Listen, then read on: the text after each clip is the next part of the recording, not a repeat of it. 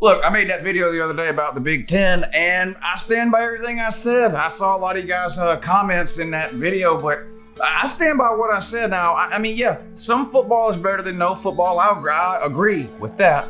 But the plan is just ridiculous. I mean, the idea that you were ever going to play 8 games in a row with no bye weeks, given the coronavirus protocols that you have within the Big Ten, was just, it was just a lie. Plain and simple. You take, Wisconsin this week, they're not playing. Now, they could play if they wanted, they're choosing not to. Now, Nebraska wants to play a non-con game. He won't let them play a non-con game. I mean, listen, it is what it is. Some football is better than none, but the idea that you were going to get these 8 games in is just ridiculous. But anyway, there's a whole bunch of games, of course, that are being played in the Big Ten this weekend, and I'm going to talk about those games in today's video. I'm going to give you a preview and a prediction against the spread for the Big Ten games. Let's do it. Hey, good morning. It's Uncle Lou here. Yeah, that's right. It's me, Uncle Lou, and I'm live for you on LouTube today. Thanks for watching. Subscribe to this channel if you're not already. I post college football videos almost every single day of the year, and guess what? Some of them are even watchable. I don't know about this one.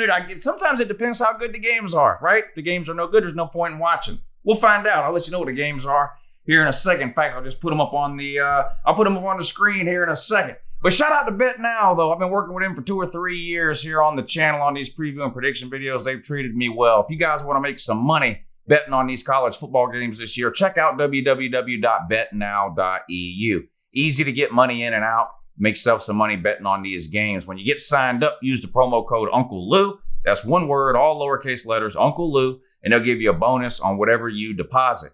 Gamble responsibly. Don't gamble your house payment. Look at it as fun or entertainment, and good luck. All right, the Big Ten's giving us a Friday night game again this week. Of course, last week we had Wisconsin on a Friday night. This week we get Minnesota at Maryland.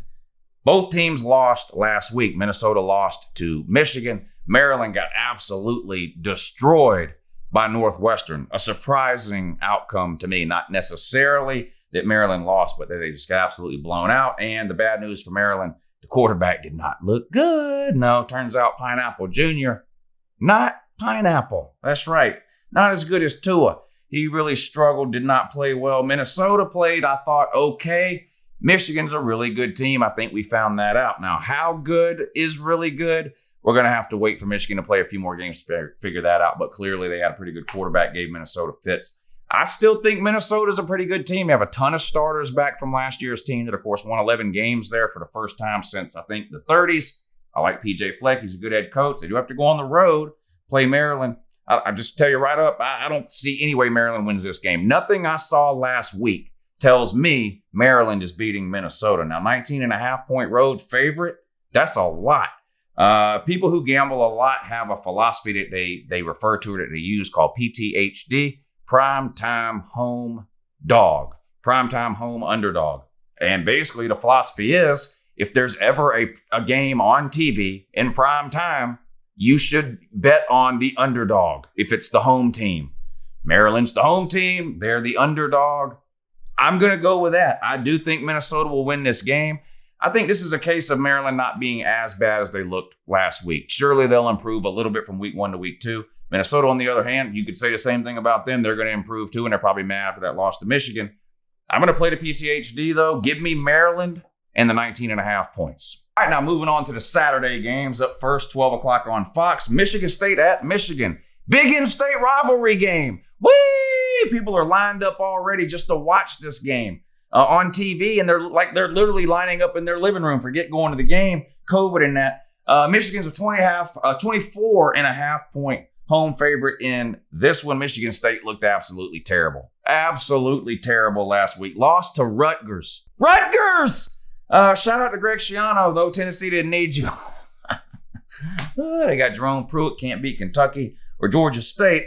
But yeah, Michigan State looked bad. First-year coach there, Mel Tucker. Well, first year at Michigan State. He comes from Colorado, former DC at Georgia.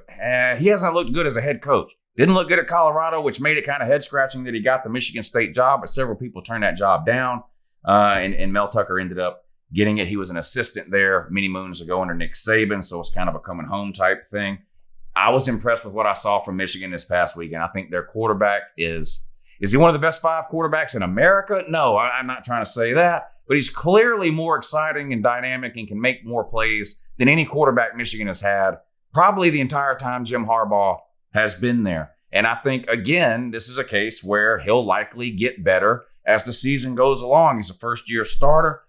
I like Michigan in this one. 24.5 is a lot of points to lay in a rivalry game, an in-state rivalry game. But Michigan State, just nothing about Michigan State told me that they were close to putting it together or that their loss was a fluke.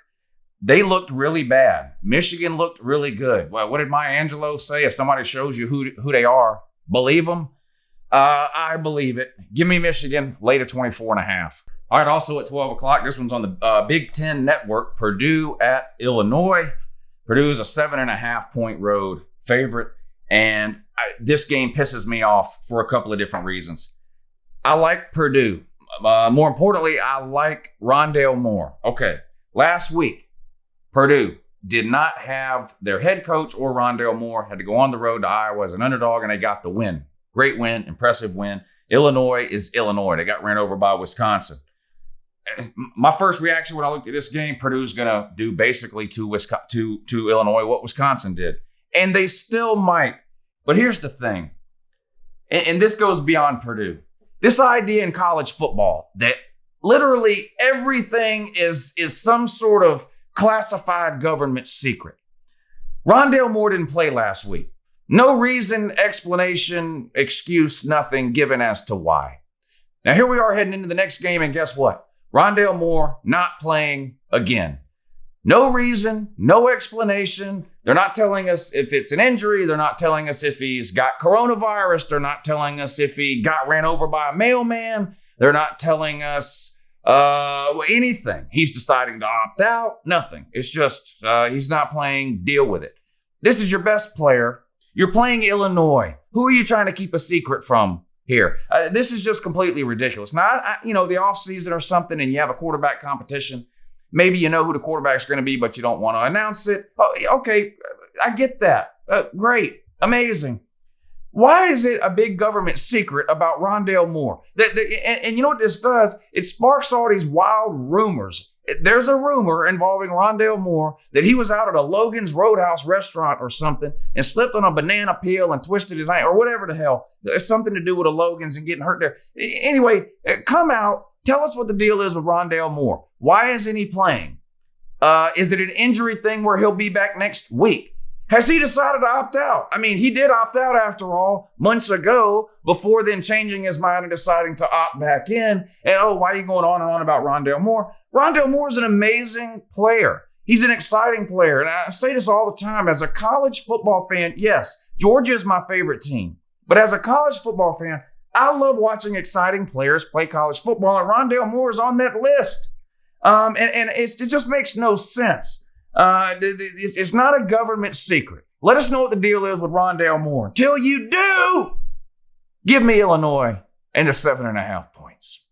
All right, the afternoon games. 3:30 on the Big Ten Network. Indiana at Rutgers. Indiana with a big win, probably the most surprising win. Actually, these were probably the two most surprising teams. Indiana at Rutgers. Indiana's a 10.5-point road favorite. Indiana, of course, got the win over Penn State. Rutgers, of course, got the win over Michigan State. Now, most people think Penn State's a pretty good team, and they still think that. Most people thought Michigan State's a bad team, and they still think that. So why is it a big deal that Rutgers beat Michigan State? Well, they haven't won a Big Ten game since, 2017? They've lost something like 30 in a row. It was a big deal. And besides that, it's hilarious because I get to do the whole thing where I laugh at the Voltard fan. Because, of course, Tennessee tried to hire Greg Schiano, who's now the head coach at Rutgers. In fact, they did hire him. But the fans weren't having any of that. No, this is ridiculous. We can't have an established coach. No, we need Jerome Pruitt. And it's just hilarious. Jerome Pruitt keeps sliding plastic plates out onto the field, dropping his pants down around his ankles and taking a giant dump in it, while Greg Schiano was busy turning Rutgers around for what will be the second time. He had Rutgers winning 10 games 10 years ago. I mean, that was when they were in the Big East. Big Ten's a different animal. But still, the point is, they bring Greg Schiano in. Weird offseason. No practices, no spring practice, no real offseason conditioning program. Worst team in the Big Ten, can't win a game. He shows up week 1 and beats Michigan State. So I don't really care that Michigan State is bad. Breaking news, Rutgers played a lot of bad teams last year too. They didn't beat any of them. They beat Michigan State this year in week 1. 10.5 points. Did Indiana look great? No. I mean, they looked good. They looked great. They were good last year, right? Won 8 or 9 games, almost beat Tennessee in a bowl game. How good do you have to be to almost beat Tennessee? I don't know. I'm going to buy into Schiano, though, just because if Rutgers wins again, I get to do the whole laugh at Tennessee fan thing again. So I want to root for Rutgers. So for that reason, give me Greg Schiano and the Scarlet Knights and the 10.5 points, though. One more afternoon game, 3:30 on ESPN. You got Northwestern at Iowa, and Iowa's a 2.5-point home favorite in this one. And the over-under is 46. I don't normally bet over-unders or talk about them on this video, but we're going to talk about that one in a minute. Northwestern at Iowa. Iowa lost to Purdue last weekend. Northwestern, of course, beat the bejesus out of Maryland. That's smoke and mirrors. Maryland's not very good. Iowa, I think they're okay, but they're not great. They're at home, though, and they do have a good defense. I think Iowa probably finds a way to win a low-scoring game here, 20-10 type of thing. But more importantly, over under 46. 46 is a low number for college football. If you gamble the NFL and college football, then you notice over under 46 is an NFL number. Most college numbers, the over under, is 50 or higher. Usually anything 50 or lower, you see that in a lot of NFL games. 46 is low. I don't think it's low enough. I'm going to play the under in Northwestern at Iowa, although I do think Iowa still wins the game. It probably covers the 2.5. All right, one primetime game in the Big Ten this week, and it's the ABC game of the week, the game day, college game day game, Ohio State at Penn State. And we just got to be honest right up front. Some of the shine has been taken off this game for a couple of reasons. Number one, this would be in a normal year, would be the big whiteout game that Penn State does. And whether you're a Penn State fan or not, like I mention all the time, I'm a college football fan. And there's certain things that excite me about college football. And the whiteout at Penn State is one of them. We're not going to see that this year because there's no fans in the stands. On top of that, Penn State went out and lost last week. So instead of having a matchup here of 2 top 10 teams, you've got a matchup of a winless Penn State team versus an Ohio State team who looked almost unbeatable in week 1. Ohio State's a 12-point road favorite. I just don't think that's enough. Now, could Penn State play a much better game than they played last week and keep this game close? Yes, of course they could. We see a lot of things happen in college football. Ohio State just looks so good on offense. Defense, they did have some issues. Now, we have to admit that, even if you're an Ohio State fan. There's no Chase Young there. You have some issues on the back end, too. There was some wide receivers running open for Nebraska in that game, and Adrian Martinez played really well. He completed a high percentage of passes.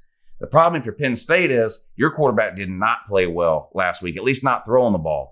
Sean Clifford. Now, he did great running the ball, but he couldn't complete a pass. The running game wasn't great. Your defense was giving up chunks to Indiana. 12 points is extremely low for any Ohio State spread. If you go back to last year for Ohio State, they covered, I think, 11 out of 13 times that they played, and the spreads just kept getting bigger and bigger and bigger. I mean, at the last half of the season, every game Ohio State played, they were a 30-point favorite, 35, 37, 38, 40, and they just kept covering week after week after week.